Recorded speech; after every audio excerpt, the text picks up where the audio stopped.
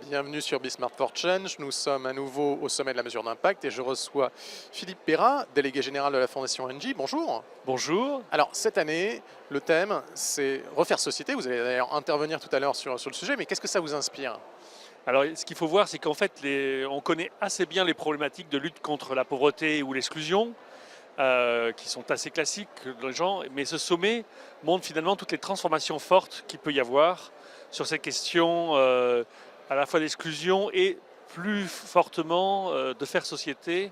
Et donc tout ce qui est lien social avec, on s'est aperçu à travers les débats de ce matin, c'est que c'est un thème qui n'est pas forcément totalement théorisé, qu'il faut mettre un peu en perspective. Et donc, d'où l'intérêt de ce sommet.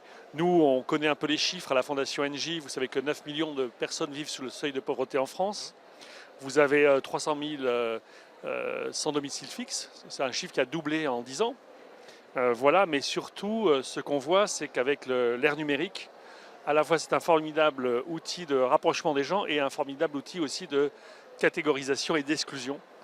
Et donc c'est toutes ces questions qu'aujourd'hui le sommet pose, qu'une fondation comme la nôtre se pose pour aussi améliorer ses programmes d'action. Alors, on a une fracture sociale, environnementale qui est présente et qui met un peu de tendance à grossir. Comment la Fondation Engie, quelles actions concrètes vous prenez pour essayer de réduire cette fracture?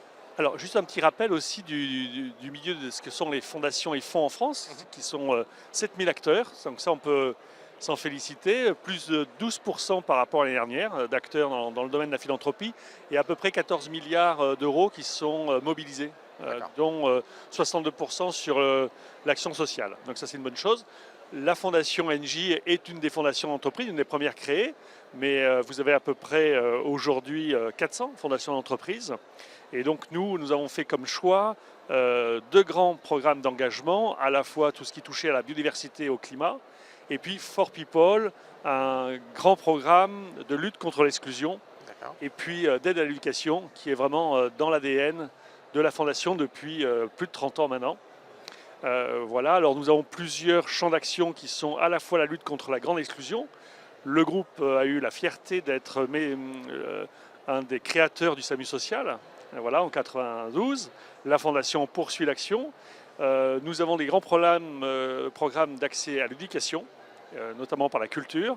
Et donc ça, c'est à peu près la moitié de notre portefeuille d'action. Une dernière question. Le secteur privé, il est de plus en plus sollicité et de plus en plus aussi attendu. Mais comment faire pour le faire travailler de manière cohérente et en bonne intelligence avec à la fois les acteurs publics, mais aussi les acteurs associatifs? C'est là où la notion d'impact est clé. Donc nous, avec le groupe SOS, que je remercie du reste, on a lancé cette année une grande mobilisation auprès de nos partenaires. On a pris 10 associations pilotes dans des champs très différents et on a initié avec eux sur 6 mois la mesure d'impact pour leur montrer tout ce qui ça induisait. On s'est aperçu que beaucoup de nos partenaires, qu'on pensait très avancés, en fait, n'étaient qu'au début de la réflexion. Voilà, et certains, grâce à nous, ont même lancé de manière pérenne des actions. Ce qui nous permet, nous, après, de mesurer, d'orienter les financements et surtout de regarder comment les choses évoluent, comment on peut s'y adapter. Merci d'avoir répondu à nos questions. Je vous souhaite un excellent sommet. Merci beaucoup. Bonne intervention cet après-midi. Au revoir. On se retrouve tout à l'heure pour plus d'interviews au sommet de la mesure d'impact.